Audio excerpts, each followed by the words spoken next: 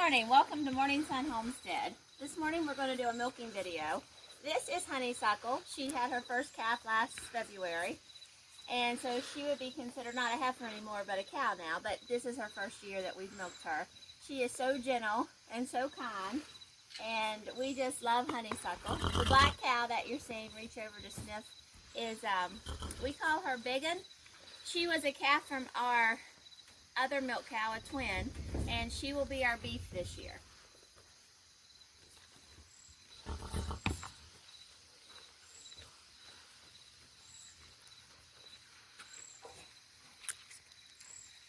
And this is Bonnie.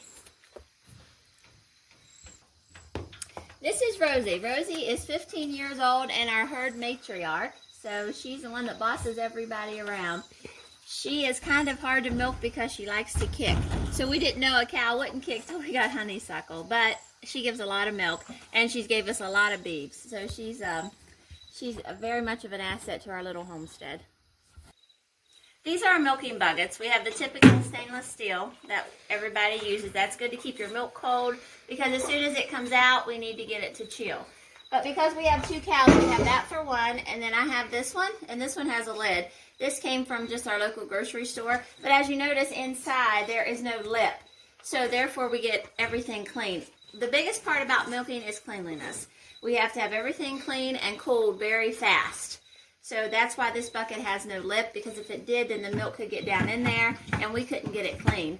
And then it would spoil, and we could get sick. The first thing that we do when we come to milk is we need to brush off any debris, like she has a bunch of manure there this morning.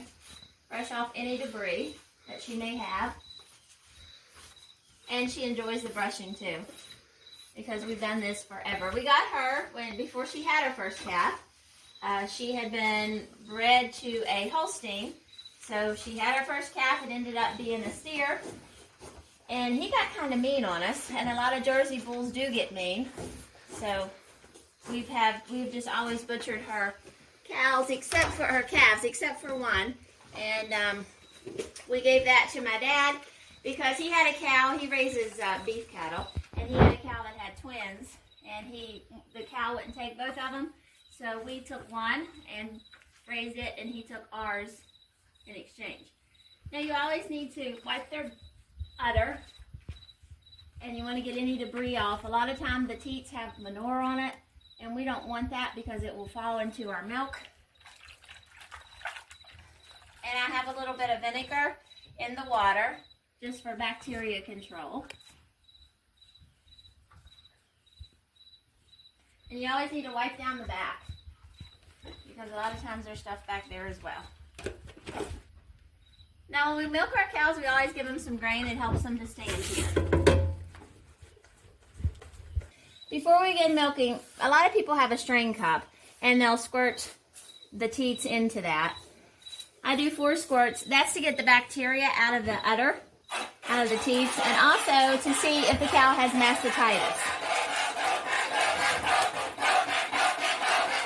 I know that she doesn't have mastitis. If they have mastitis, they have clots. And it almost looks like pieces of butter floating on the milk, and then when you strain it to put it into the jars, you will have, it almost looks like egg yolk that's coming out of the bucket, so then you know you have mastitis. I have learned that instead of vaccinating or giving more shots or trying to do it that way and then having to discard of the milk, that the more that I milk the cow, the mastitis will clear up. So I will milk 3-4 times a day if I have to.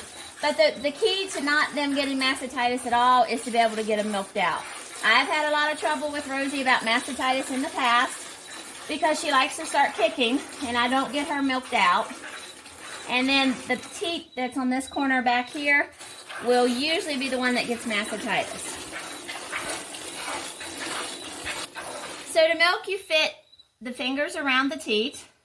At the top, you squeeze, and as you squeeze, you have to pull and work all the fingers at once.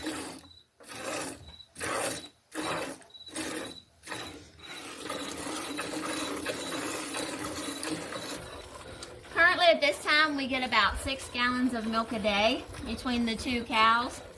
We have been doing a calf share meaning that we would milk in the mornings, we would pen the calves at night, the calves would get the milk all day, and then in the morning we would milk, but we would only get a gallon or so because I usually would only take 2 sides of the udder. There's 4 quarters in an udder, and I would take 2 and let the calf had 2. But at 6 months, we always wean our calves. Honeysuckle had a registered Jersey heifer, and Rosie had a bull calf. So we sold him at the market because he started to get mean. He wanted to butt everybody. And Fawn we gave to a very good person that always helps us out.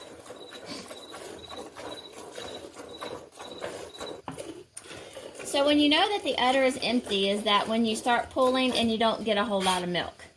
So you go back a few times and continue to pull, and that's called stripping the udder or the teat. The only quarter I like is that one, and that's always been my trouble. And she's going to start kicking very shortly as she's almost done her grain. As you can see, some specks fell in the milk. That is on top of a foam. So once we get in and strain, it gets caught in the cheesecloth. And it's fine. It won't hurt us. All right, Rosie's done milking, so we're going to bring in Honeysuckle, and we got to get this to the house to get it in the jars to cool. All right, this is Honeysuckle. So we have her brushed, and she's been wiped and ready to start milking. I did the 4 squirts out of her teats. I wanted to explain about mastitis. So mastitis is an infection of the milk ducts, and it can get very bad. It starts with clots.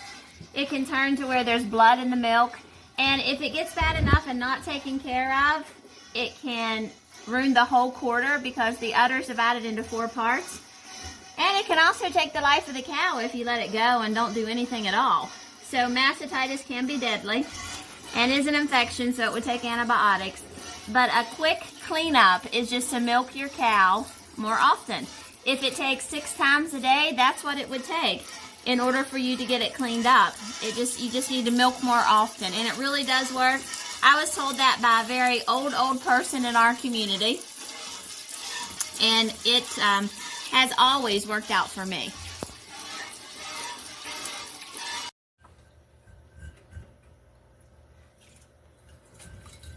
Okay, this is Rosie's milk. So we're putting it in the jug, strain it through cheesecloth, and we have a fine mesh strainer underneath.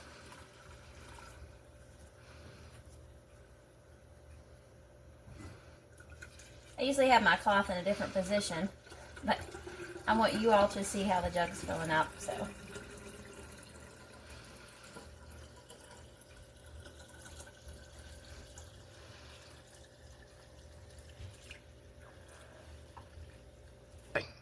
See the debris from where we strain, so that's why it's so important to use cheesecloth.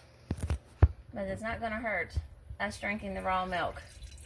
We've did this for 15 years and none of us have ever gotten sick from it.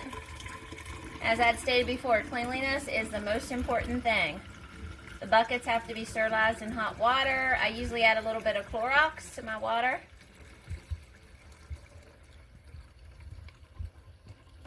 Okay, so she gave us almost 2 gallons. We'll top that off after we get Honeysuckle milked and see how much we get all together. So now I am straining Honeysuckle's milk. This was a little bit that was left over from last night. So I took the jar out of the refrigerator and was filling it up. It filled up the rest of what Rosie's had left over.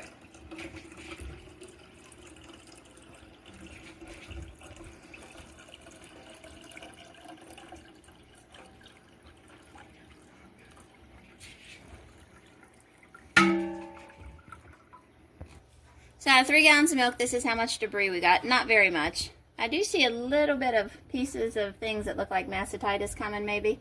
So I'll have to make sure I keep an eye on that.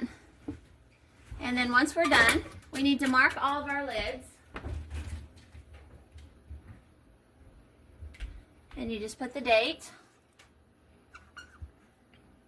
and AM or PM. And we do that on all of our jars, which we've taken these out so you can see what they all look like. So we didn't get quite 3 gallons this morning because this one was some from last night, but it was just, it was here somewhere. That's cream that you see on the jar that had risen, but that will come up. Once this whole gallon cools again, it will raise to the top. So let's head out and get the cows out. Come on, honey, Suckle. Sucky. Sucky. Come on.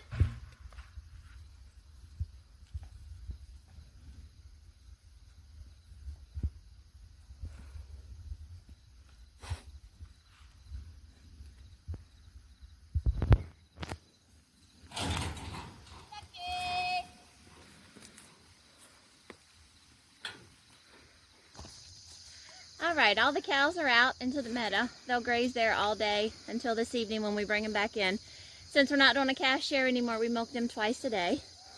And they usually just filter out, but the grass that they're eating today will be raw milk and tomorrow morning. So you can't get much more organic than that. We do not pasteurize our milk in any way. We'll show you a video of how the cream rises to the top and how we skim that, and that's what we do our butter. We've already made that video, so if you haven't seen that, make sure you check it out. We hope that you learned something from this video this morning, or at least enjoyed it. If so, hit the like button. Please subscribe to our channel. We're trying to get it to grow, and leave a comment. I hope you have a blessed day.